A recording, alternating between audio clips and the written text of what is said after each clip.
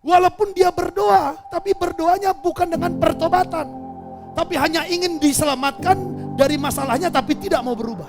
Dengar baik, selagi engkau berdoa hanya untuk diselamatkan tapi tidak berubah, Tuhan gak mau dengar.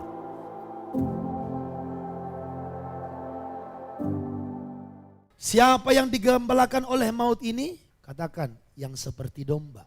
Katakan, seperti. Ada ayatnya digembalakan maut. Siapa mereka? Bukan domba, tapi orang. Seperti domba mereka itu penunjuk kepada manusia di sini, meluncur. Jadi jatuhnya itu enggak pelan-pelan, meluncur. Kalau saudara, udah di mana? Ini masih di rumah. Wah, kita udah mau makan nih, siap meluncur. Itu artinya enggak akan lama. Siapa mereka? Siapa mereka ini? Kita naik ke ayat 14 tadi. Lihat yang pertama. Inilah jalannya orang yang percaya kepada dirinya sendiri. Jadi yang digembalakan oleh maut itu satu, yang percaya kepada dirinya sendiri. Yang kedua, gemar akan perkataannya sendiri. Percaya kepada dirinya sendiri dalam bahasa Inggris, terjemahan New English Translation, diterjemahkan dengan kata fools, artinya orang bodoh. Jadi orang yang akan digembalakan maut itu adalah orang bodoh. Jadi orang yang percaya kepada dirinya sendiri ini dikatakan orang bodoh. Kenapa seseorang dikatakan bodoh? Orang yang bodoh itu adalah orang yang memegahkan harta benda dan kekayaannya. Manusia yang tadi memegahkan hartanya itu dengan segala kegemilangannya, hartanya yang berlimpah, mungkin tangannya ini banyak cincin, tapi tidak kenal Tuhan.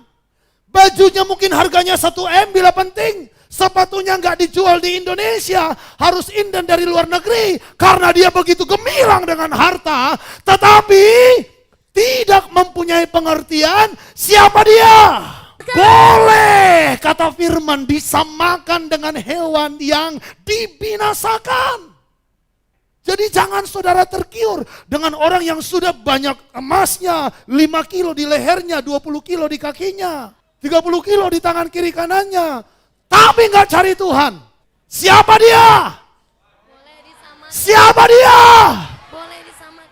Disamakan dengan hewan yang dibinasakan. Kalau saudara jual mahal dengan Tuhan, gak punya hati mencari Tuhan, boleh disamakan dengan hewan yang dibinasakan. Itu makanya ada orang sepertinya penderitanya wah mengerikan. Mati muda lah, inilah, gak habis-habis. Jangan katakan Tuhan gak punya kasih, karena selama ini dikasih tahu gak mau dengar nih. Walaupun dia berdoa, tapi berdoanya bukan dengan pertobatan. Tapi hanya ingin diselamatkan dari masalahnya, tapi tidak mau berubah. Dengar baik, selagi engkau berdoa hanya untuk diselamatkan, tapi tidak berubah, Tuhan gak mau dengar. Kalaupun ada orang tidak mau bertobat, tapi Tuhan lakukan mujizat hanya untuk menyatakan dirinya. Tapi kalau saudara udah kenal Tuhan, tapi engkau berdoa bukan dengan pertobatan. Artinya sudah jadi Kristen, sudah mengenal Tuhan. Tapi berdoa tanpa hati yang mau bertobat. Saudara, Tuhan fokus dengan hati. Tuhan fokus dengan hati. Kalau doamu itu hanya ingin melampiaskan hawa nafsu, kata firman, engkau tidak menerima apa-apa. Jadi artinya kalau kamu meminta sesuatu dari Tuhan, bukan dengan hati yang mau bertobat, tapi hanya untuk hawa nafsu, engkau gak terima apa-apa. Jadi pengertian itu didapat dari firman yang disingkapkan. Saudara baca Alkitab, tapi tanpa disingkapkan belum ada pengertian. Itu makanya firman itu dijelaskan. Seperti kami hamba-hamba Tuhan membuat ibadah, kami menjelaskan firman Tuhan. Itu sama artinya menyingkapkan.